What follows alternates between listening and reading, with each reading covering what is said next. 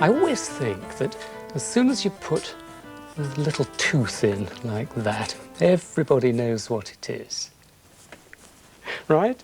It's nice to be with you on your Artbox video. I'm drawing a little creature, and by now we all know what it is. I think when you come down to this bit, everybody is certain. And of course, the ears tell us exactly that your tape is all about animals. Now, the really good thing about having your own videotape is that you are in complete control.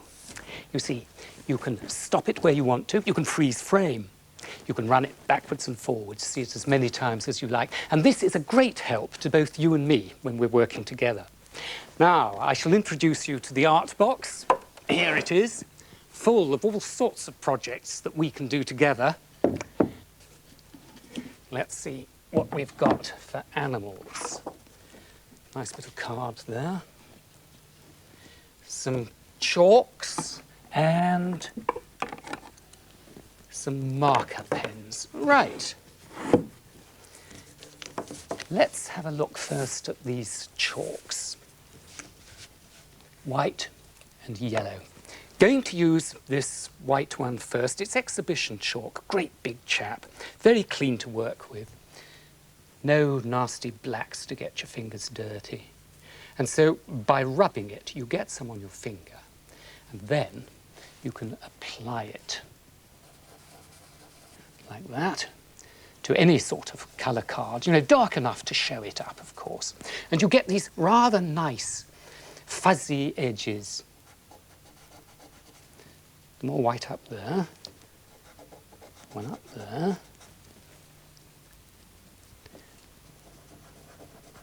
and a white bit there.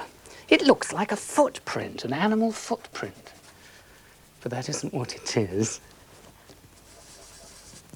Down here I want quite a lot. Coming up.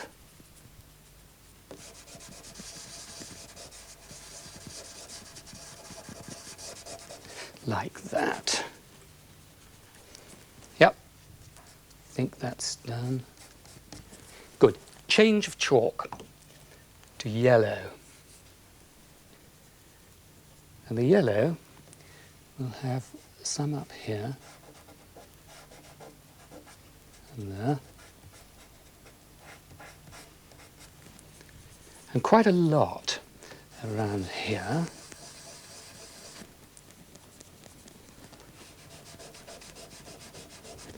Going up.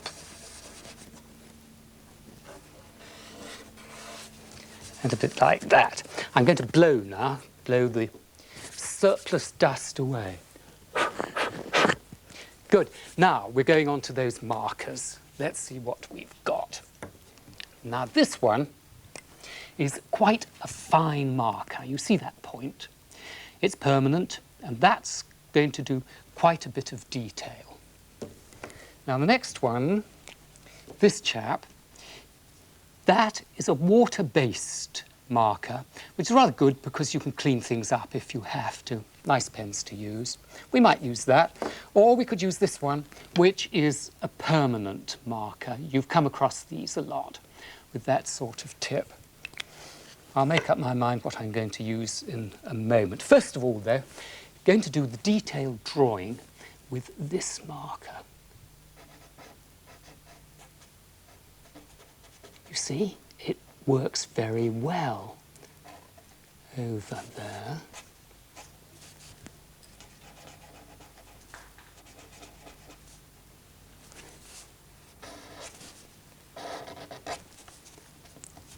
Anybody any ideas? Just like the rabbit, it's got whiskers. Black tips to its ears.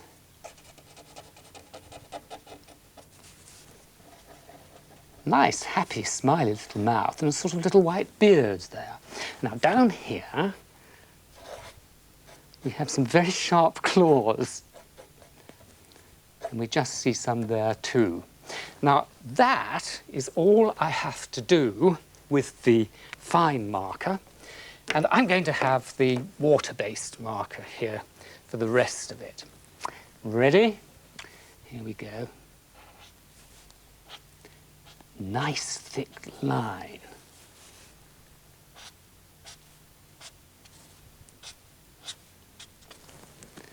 Now I'm going to come up along this leg, rather like a football jersey. And we'd see just a tiny little bit on his tummy there, and now lovely stripes on his back and a leg there. And we can finish that up simply by going like this until we come to his tail. Perhaps just a few little pieces of jungle grass, and there's your tiger.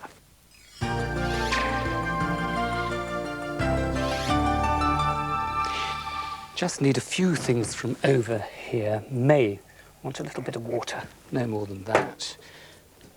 That and that, yes. Going to do a resist type painting with wax. You probably know the sort of thing.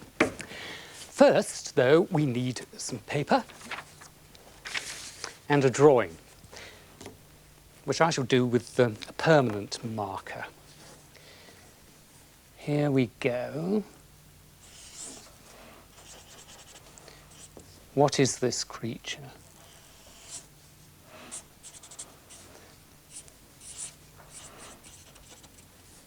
Very happy.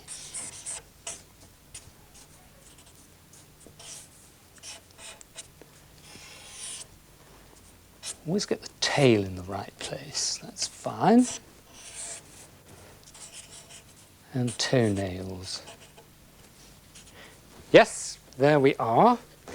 Now, the thing is that an elephant is not smooth. It's got a very textured skin. So I want to put a texture on it.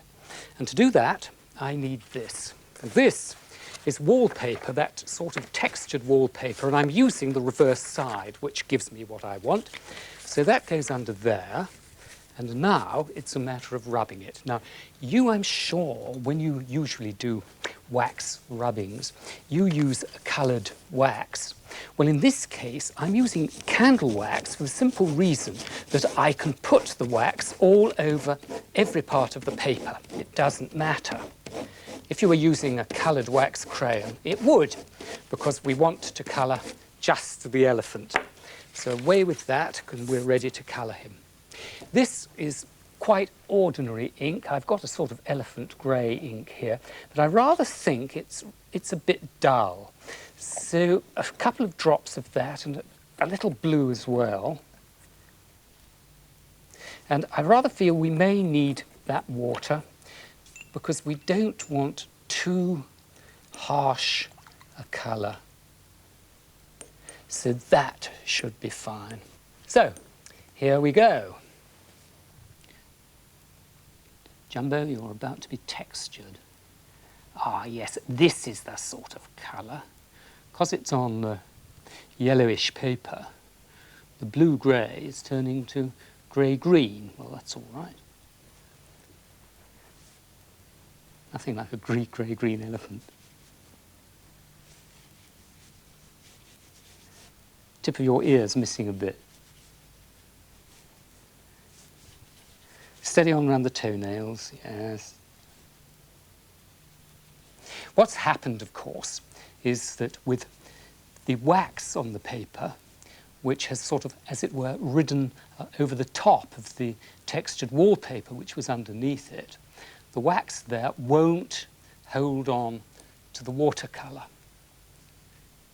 And so it's driven off those little textured bits of wax and it shows the background paper, which is quite effective.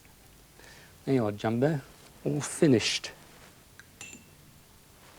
Not a bad way, is it, of texturing animals?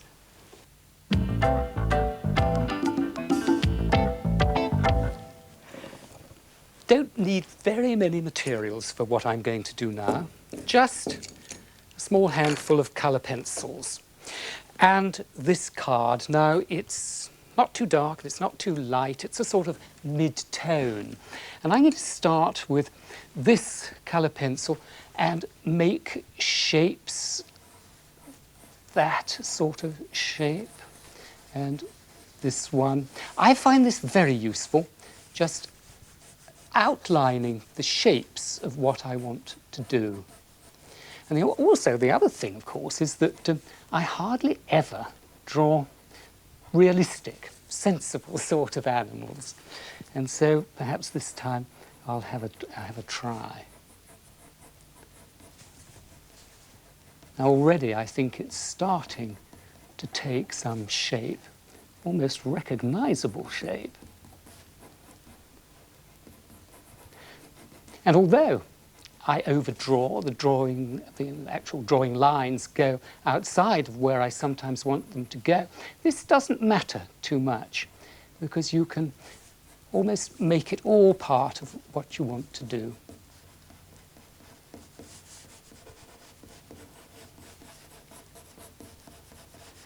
Indeed, I'm actually starting with this colour pencil to put in a little bit of shadow. Find where the dark and light areas are.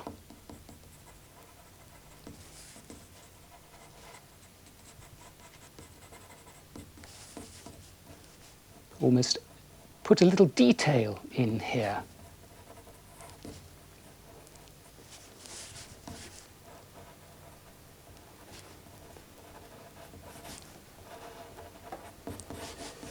Sure you know what it is now.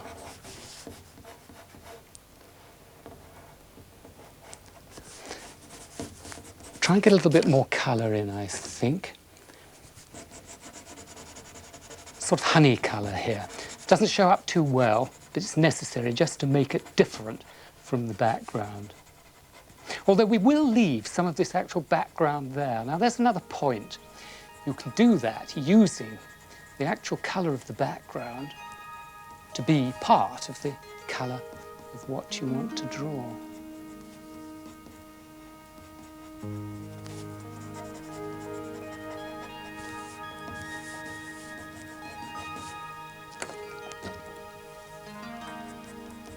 Now that is lighter than the background. So a little pink nose and little pink ears show up rather nicely.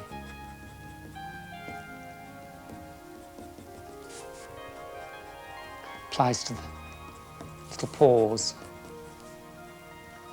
Indication of a little paw around there.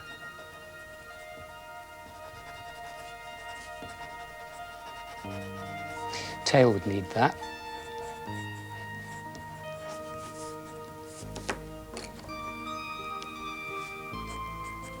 Very dark now.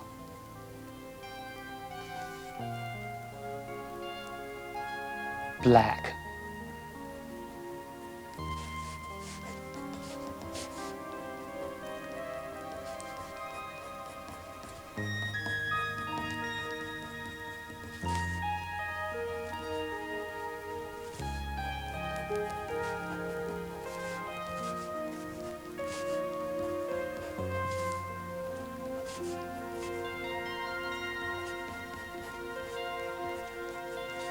It's the darker side. Using white helps enormously. Suddenly, the fur seems to be lively.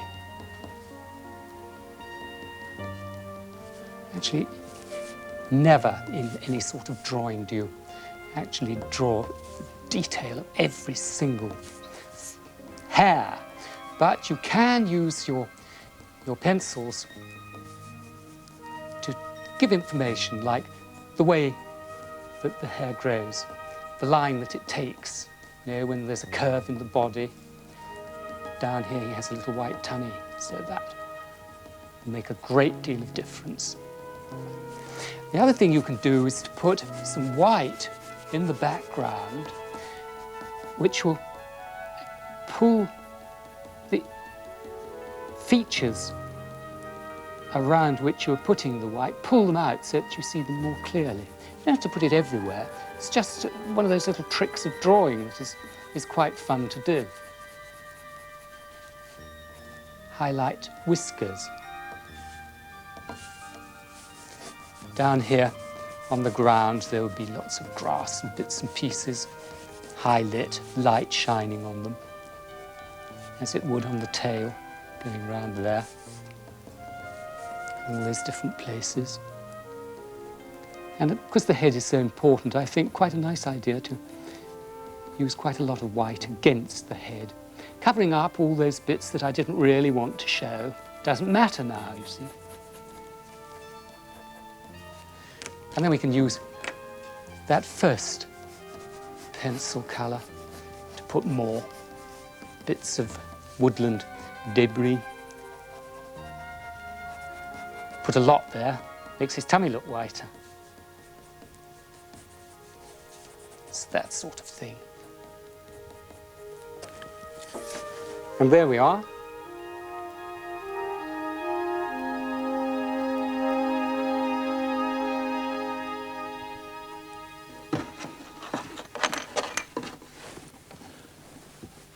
Three things to draw with: a very soft pencil, a fine point drawing pen, and a marker, and a rubber.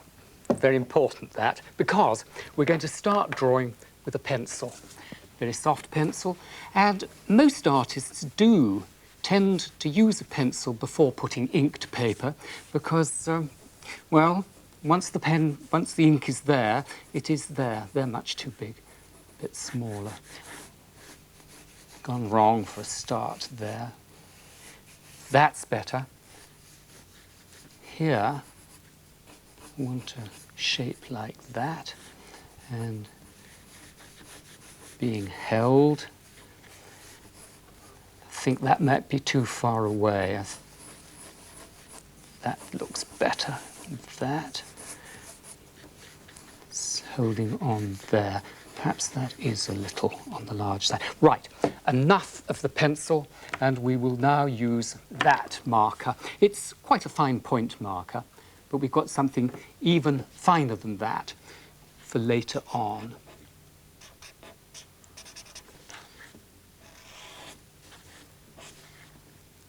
Yes, those eyes certainly wanted to be smaller.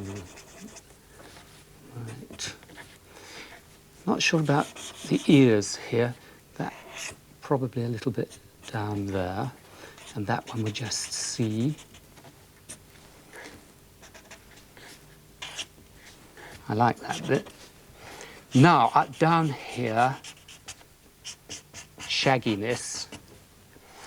And these are feet. So one is there and the other is there. That was right. That was too far out there. And little claws.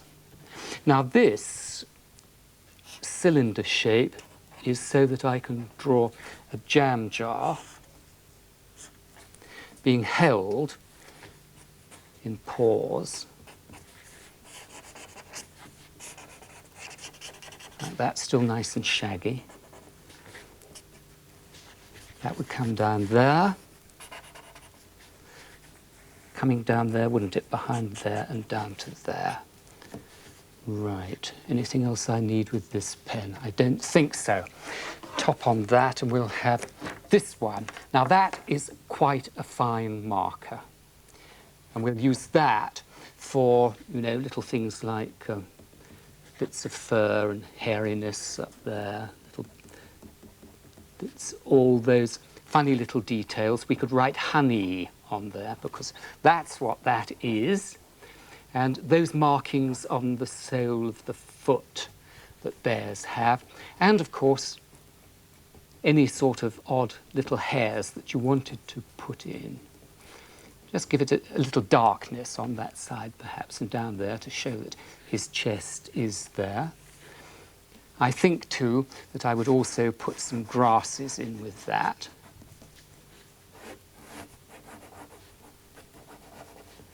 Yes.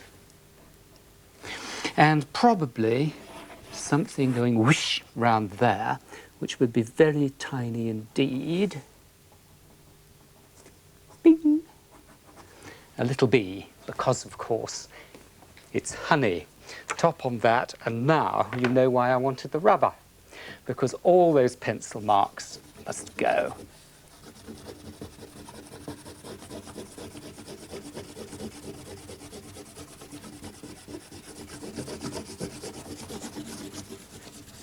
I shall just give that a shake. There we are, not entirely out. There we are, nearly all out, not quite. Two little things I've missed. We'll need this pen for that. He's got to have a paw round there to hold on to his honey pot, and that. There we are.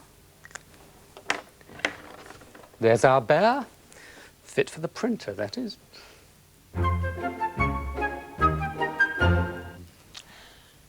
Have you come across one of these? If not, I shall certainly show you what I'm going to use it for in a minute. But first, have a look at a caterpillar in a crash helmet. There he is. They are all egg shapes, and some of them have been cut in half.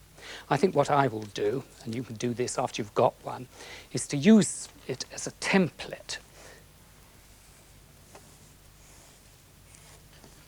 And then you can cut out your good egg shape from that.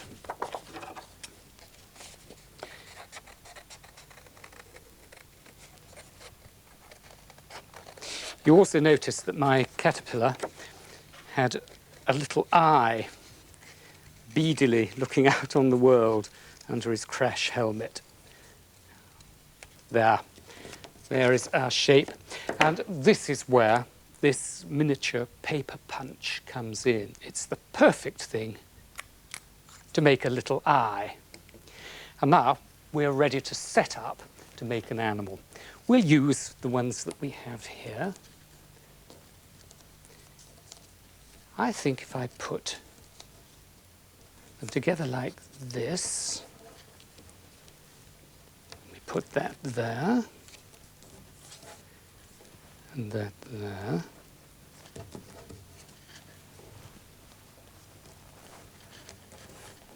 Now, with the largest one, I think we might put that way, and this one like that, and we have a little rabbit. Now, we're going to get that rabbit on paper, and there are different ways of doing this. One way, simplest, is to put some quite flimsy paper on and make a rubbing. Now, you probably do most of your rubbings using wax crayon. That's fine, and you can certainly use colours. But I tell you what you might do. Next time when you're at a good art shop, ask for some heel ball.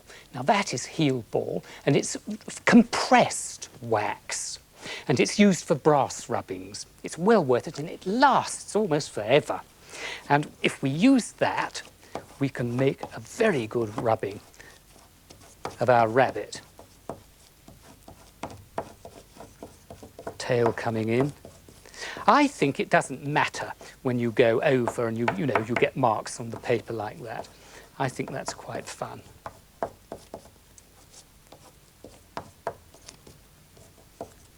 Well, there's one rabbit, but that isn't the end of it, because if we want to, we can change that rabbit and make him do something else. This time, we could make the rabbit in a quite different position. We could make one leg go like that, and the other one like this. And put his head there, and he's a running, leaping rabbit. Going like the wind. We'll have another piece of paper for that, I think, and do him as a separate item. Heel ball again.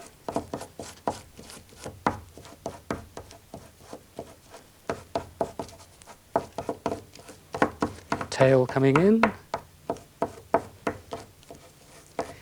Then we can carry on with this heel ball and put the ground he's on, put grass, or anything else we like, and even sort of whiz marks to show that he's going very, very fast.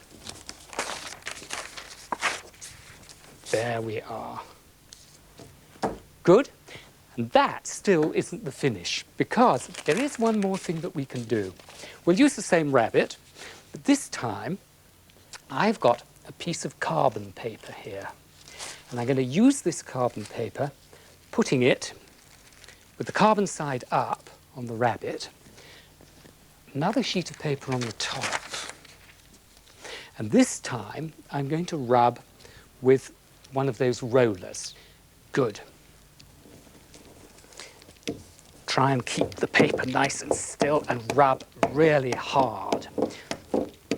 What I thought I would do is just feel for that eye with my hand. It's there.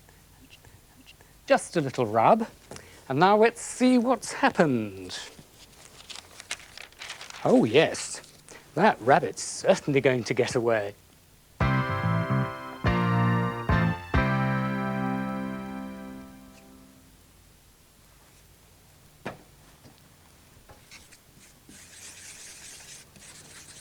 Mixing up an animal colour. You can see there's been yellow, red.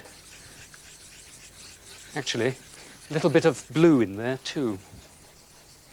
And this colour is for an animal. So what animal has a colour like that? Well, you'll see as we go along. I'm now going to top up this little tray that I have with this red-brown colour and smooth it in on top of what you might not see is some sponge rubber, although I think nowadays this sponge foam is plastic. And if I put some up that end, it's ready to bring back as and when I want it.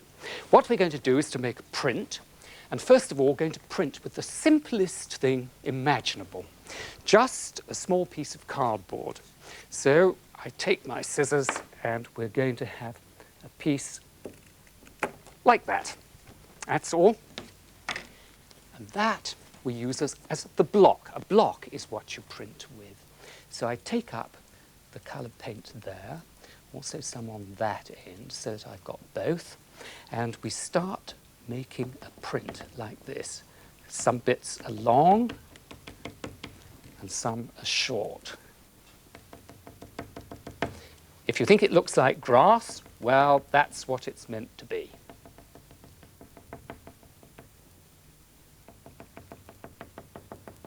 And the little animal, of course, is going to be seen in the grass. Right. Well, that's that bit done.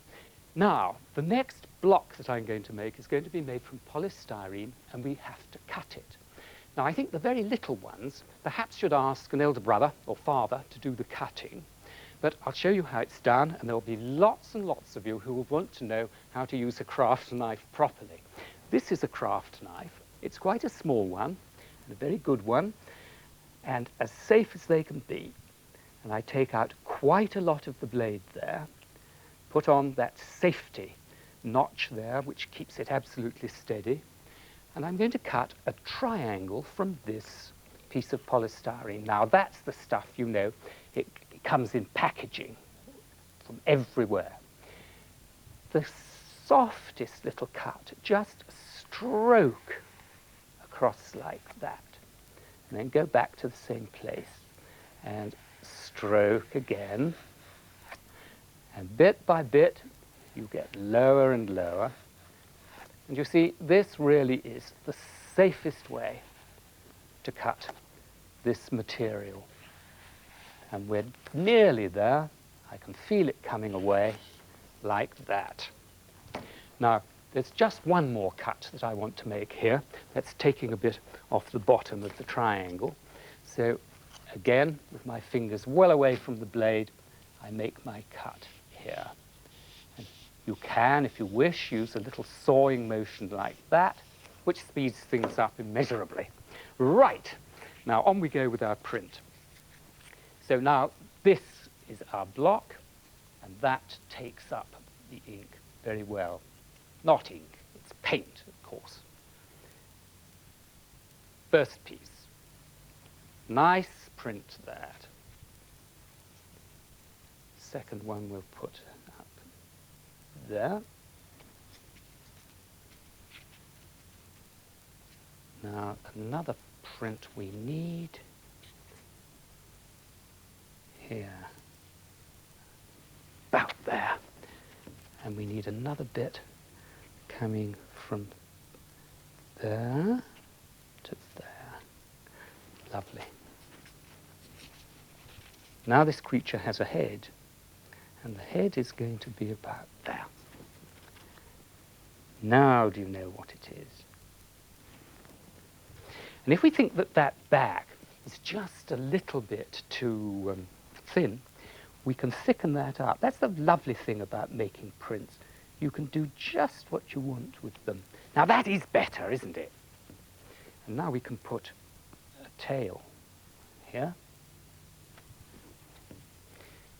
and finish it off with that print. So there we have a fox sitting in a field looking at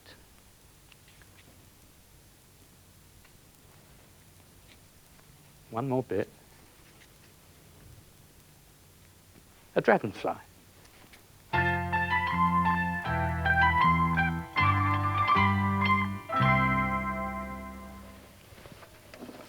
Ah, carbon paper sandwich.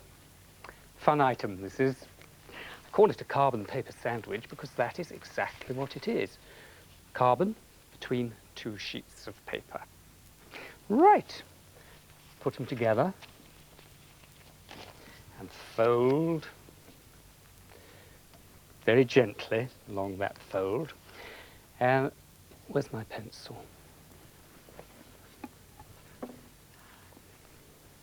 Stupid. Right, so it's draw using quite firm strokes.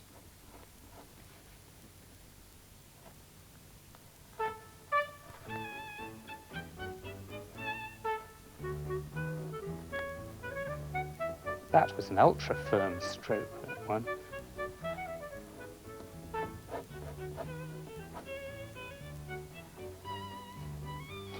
I'm drawing just half a face, you see.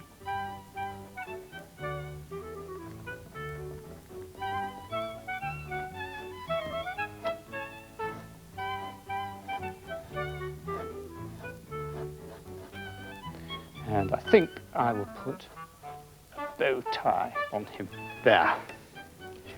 Now we'll open up our sandwich. Oh, yes.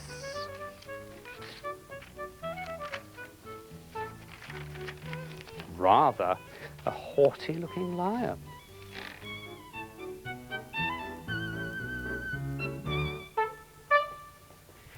Ah, now what have we got in here? Well, there's a splendid shape. I think we'll have that over here. Just the last item, I'm afraid, because we're getting near to the end of your tape.